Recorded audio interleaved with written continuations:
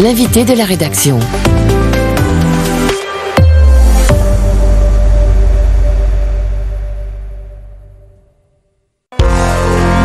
Zakwedi Kalatoumi Abdelhadi.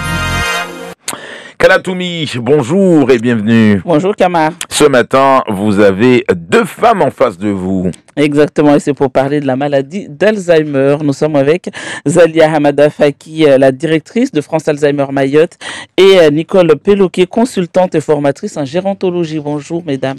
C'est Nadine, mais... Nadine, pourquoi j'ai écrit Nicole? C'est souvent ce prénom-là quand les gens se trompent.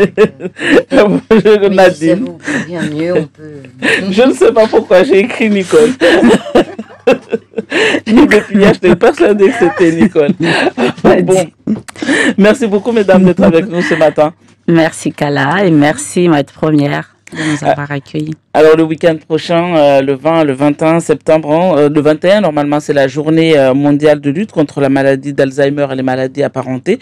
Mais depuis le 20, vous allez déjà commencer à préparer donc cette journée du côté de Chiconi à la place Psychotram. On en parlera, hein, mais d'abord, j'aimerais revenir déjà sur votre programme, parce que quand j'ai regardé le programme, tout est axé dans le poste Shido. Pourquoi?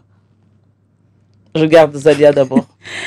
Alors, pourquoi ce titre-là, Shido, tempête de la mémoire? C'est suite au Shido, nous avons mis en place un dispositif qu'on qualifie de groupe d'échange et de partage, parce que tout le monde est traumatisé ici à Mayotte. Donc je me suis dit, on ne peut pas avancer tant qu'on n'en parle pas de ce phénomène-là qui est le Shido, qui est le miroir, la signification c'est le miroir. Donc nous, depuis le mois de mai, nous avons mis en place des groupes d'échange et de partage.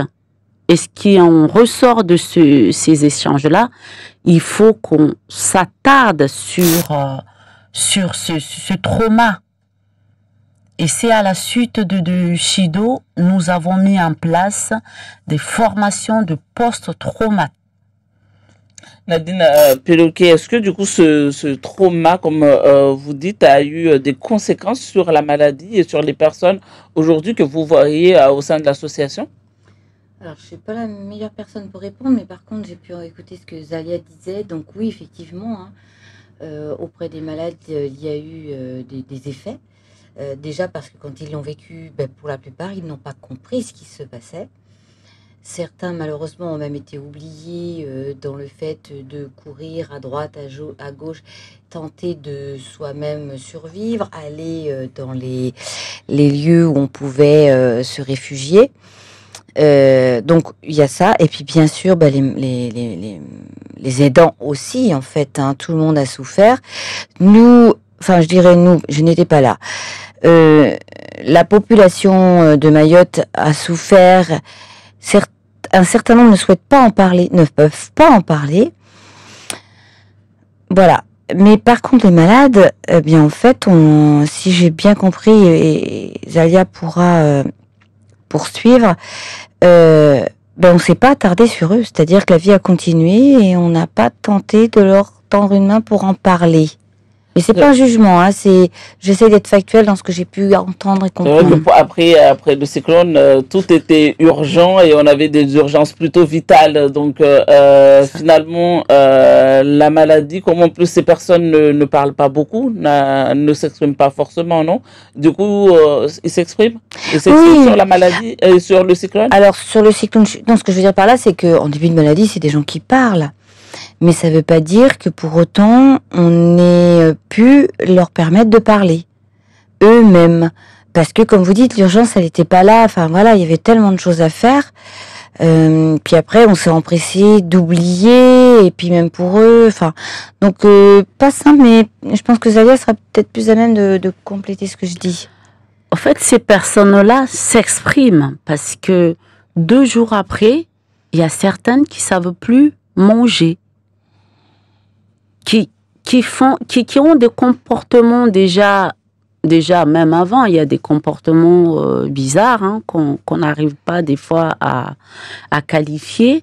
Mais suite Shido, je pense que c'est le bruit, ou même ils étaient dans l'obscurité. Certains, ils étaient dans l'eau. Donc, toutes ces personnes-là, comme Kala, tu avais dit tout à l'heure, l'urgence, c'était trouver de l'eau, trouver à manger. Donc, ces personnes-là, du moment qu'on les voit, ils sont là. Pour nous, c'est, voilà, restez là, on revient vers vous après.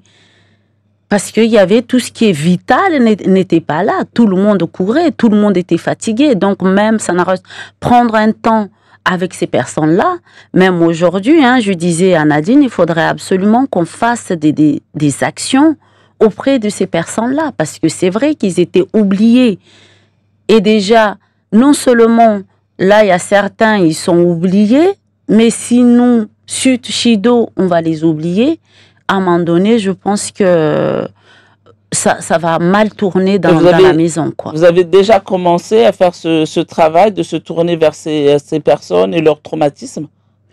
Les personnes touchées par la maladie, moi j'ai commencé. Mais étant donné qu'il y a d'autres urgences aussi, donc on a, comme je vous ai dit, on a laissé de côté et puis on va reprendre tout ce travail-là à réfléchir. Quel outil, quelle communication on peut avoir, quelles actions, avec qui. Donc est-ce que vous êtes justement suffisamment outillé, vous avez suffisamment de personnes qui vous accompagnent pour pouvoir aider ces personnes? Déjà là, on va travailler avec donc Nadine qui est à côté parce que elle a pas mal d'outils en communication pour déjà travailler avec ces personnes-là. Et c'est sûr, on a besoin de tout le monde, on a besoin des bénévoles, parce que ce travail-là se fait pas en solo, il faudrait qu'il y ait du monde. Et sur les aidants, parce qu'ici on n'a pas d'EHPAD, on n'a pas de structure pour aider les familles aujourd'hui quand on est face à une personne souffrant de la maladie d'Alzheimer. Comment les aidants ont vécu cette situation post-Shido et pendant le cyclone également? Eh bien, nous, on a commencé justement ce que disait tout à l'heure Zalia, les groupes échange et partage, les GEP. L'idée est venue de Zalia et j'ai fabriqué. Et on est plutôt très satisfaite puisqu'effectivement, ça permet, donc c'est un outillage de communication basé sur du visuel. Donc ce sont à partir d'images que j'essaye que les personnes s'expriment. Elles peuvent s'exprimer verbalement, mais elles peuvent le faire en mime, elles peuvent le faire en scénette. On est rendu à notre 5e groupe et on est très content de ce qu'on peut voir, de ce qu'on peut entendre. Chacun s'empare de cette prestation qui va de 1 jour à 2 jours, où il y a une partie échange et partage de ce qu'on a vécu, sans jugement aucun, surtout pas. Et puis à la fin de cette prestation-là, il y a un temps qui est dédié donc chaque jour à la détente. On a pu voir d'ailleurs des images hier aux 19h de Mayotte Première. C'est un espace qui s'appelle le Snoezelen, qui n'est pas français, auquel je suis formée et avec lequel je travaille depuis de nombreuses années, qui consiste tout simplement à proposer un espace où les gens peuvent venir se détendre. Donc ils peuvent s'allonger, ils peuvent s'asseoir, ici les gens ils s'allongent, ils dorment, mais on peut danser, il peut y avoir, chacun fait ce qu'il veut de ce lieu. Et il y a de la musique, il y a des objets lumineux. Et puis, moi, je m'affaire à masser les gens. Ce n'est pas une technique de massage professionnel. Hein. C'est ce que j'appelle le toucher tendresse, qui est tout simplement un moyen d'éveiller la peau surtout. Donc, moi, je vais masser les pieds, les mains, le dos, la tête, ça dépend. Moi, j'aime beaucoup faire ça. Je vois l'effet sur les gens et puis en fin de journée, c'est extraordinaire pour eux. et ils sont très satisfaits de cet ensemble. Pour la journée du 21 septembre, je vois que dans le programme, en tout cas, tout est ponctué par des sketchs. C'est important d'avoir ce moment un peu ludique pour parler de cette maladie?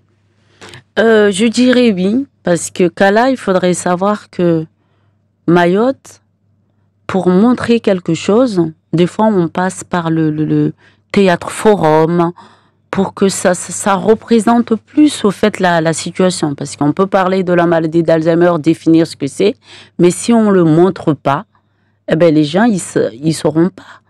Donc c'est les situations où on montre comment ça se passe à la maison. Parce que des fois, on n'imagine même pas quelle situation on peut rencontrer à domicile. Donc en montrant, en offrant cette situation, si je peux dire offrir, c'est là on se rend compte, ah oui, je ne savais pas que cette maladie ou cette situation existe. Donc tous les sketchs sont basés sur des faits réels racontés par les aidants au Centre de France Alzheimer Mayotte. Exact. Ça fait quelques années déjà que vous parlez de la maladie d'Alzheimer. Est-ce que vous avez senti une différence aujourd'hui dans la manière peut-être de comprendre également juste le malade ou pas? Il y a eu, oui, on a ressenti des différences. Déjà, il y a une, comment dire, amélioration, je pense même la compréhension. Je ne sais pas si on peut dire l'acceptation même de la maladie, parce que je sais que c'est dur. Mais quand on accepte, on se dit, ben, je vais accompagner la personne là où elle est. Et donc, ça change. J'ai eu une situation où la dame, elle est, on pourrait dire, ma chiaque dans notre... mais avec notre formation en communication, c'est là où elle a dit, mais au fait, je pouvais crier, mais ce monsieur-là, dans la tête, ben, il n'y a pas grand-chose. Donc, je me fais du mal à moi-même, pas à lui. Parce qu'il peut, soi-disant, oublier, même si on sait que c'est imprimé parfois. Mais au fait, tu te fais du mal toi-même en criant, eh bien, c'est... Donc, vous donnez des clés aux aidants pour aider tout simplement les membres de leur famille. J'ai remarqué que désormais, dans la société, en tout cas les plus âgés, commencent à mettre un mot sur la maladie. Et souvent, quand les gens commencent à oublier où est-ce qu'ils ont mis leurs clés, où est-ce que... les gens se disent, est-ce que je ne suis pas en train de souffrir de cette maladie? Est-ce que c'est... vous l'avez constaté également, oui, et comment rassurer les gens? Oui. Comment se manifestent les symptômes de la maladie? Alors, rassurer les gens, c'est un mot que j'aime pas trop, parce que si vous avez la maladie... Vous l'avez. Alors, je suis pas forcément la meilleure personne pour répondre. Ce qu'on peut dire, c'est qu'effectivement, maladie d'Alzheimer, c'est la maladie de la mémoire et c'est un des premiers points qu'on peut observer. Mais c'est pas en perdant les clés. Les clés, on peut les perdre tout le monde depuis 20 ans, à l'âge de 20 ans. Non, c'est plutôt des choses étonnantes qui vont se produire, toujours liées à la mémoire. Souvent, je parle de ce monsieur il y a quelques années, là, où quelqu'un avait dit, mais ce monsieur n'a pas la maladie d'Alzheimer, il a l'air ordinaire. Et on lui a dit, va discuter avec lui. Et en fait, au bout de même quelques minutes, il s'est dit, ah non, il y a quelque chose qui ne va pas. Déjà parce que il répète la même chose, comme si il ne venait pas de la dire. Et ça, c'est vraiment un élément qui indique à quelque chose qui est pas de l'ordre de l'ordinaire. Et que faire à ce moment-là, quand on constate qu'un membre de notre famille présente ces signes? Alors, déjà, il faut savoir que quand nous, on s'en rend compte, il y a longtemps qu'ils s'en sont rendus compte, eux. La première personne qui s'en rend compte, c'est la personne elle-même. Elle comprend qu'il y a des choses dans son fonctionnement qui ne sont pas ordinaires, qui lui font peur, et elle peut rester des années comme ça, sans en parler à personne. La deuxième, c'est le conjoint, quand il y en a un. Et ils peuvent rester là pendant un certain temps sans même en parler. Et on a l'aidant, là, qui souvent va subvenir, enfin pas subvenir, j'ai perdu le mot que je voulais dire, mais quand il voit qu'il y a une erreur de commise, eh bien, il va s'auto-accuser. Oui, c'est moi qui ai fait ça. Je prends toujours cet exemple des chaussons dans le frigo. Ah oui, non, mais parce qu'ils étaient chauds. Enfin bref, trouver des moyens que les autres ne se rendent pas. Ouais, si on peut attendre. Et puis vous, quand vous vous en rendez compte, ben, c'est pas toujours simple. Moi, ma mère est décédée, mais elle avait la maladie à Corde-Lewy, qui est donc une maladie apparentée. Moi, j'ai été sans doute peut-être la première, j'en sais rien, à me rendre compte qu'il y avait quelque chose, mais quoi faire, quoi dire? Ma mère, je l'entends un jour chez ma sœur, elle connaît très très bien, dire mais je suis où là? Et donc je suis arrivée doucement, ça va maman, et je sentais bien qu'elle était perdue dans une pièce qu'elle connaissait depuis très très longtemps. Là, j'ai compris ce jour-là qu'il y avait quelque chose. Mais qu'est-ce que vous voulez faire à ce moment-là? Moi, je me suis retrouvée face à une situation où je ne savais pas quoi dire à ma mère. Je ne savais pas si je devais en parler avec mon père. Mes frères et sœurs, comment ils allaient réagir de toute façon. Moi, juste à partir de ce moment-là, j'ai commencé à observer ma mère différemment. Et puis, j'ai commencé, pas tout de suite, j'ai réfléchi. Alors moi, j'ai la chance d'être formée à moult outils. Et puis j'en ai créé, etc. Mais ce que j'ai mis en place avec ma maman, et j'invite tout le monde à le faire quand, si c'est difficile à parler, ça peut être tout simplement de commencer à mettre en place des petites choses. Donc c'est déjà de marcher ensemble physiquement. On sait aujourd'hui que quand on fait travailler son corps physiquement, les médecins vous l'expliqueraient mieux que moi, au niveau des neurones, ben, ça aide au moins à maintenir, voire à augmenter peut-être un moyen de communiquer. Et ça, c'est une des activités, l'activité physique qui devrait être faite tous les jours au minimum. Il faudrait tous les jours marcher et prendre ce que j'appelle un bol d'air. Ici, à Mayotte, je ne rencontre pas beaucoup ça, mais en métropole, c'est affreux. Il y a des gens, des années, qui ne sont pas sortis de chez eux, des années. On nous dit souvent que le cerveau est un muscle, il faut l'exercer. Ouais. Est-ce qu'on peut faire donc des exercices de mémoire justement pour essayer en tout cas d'endiguer un peu la maladie ou pas? Alors pendant longtemps, c'est ça que les gens faisaient, sauf que c'est pas suffisant.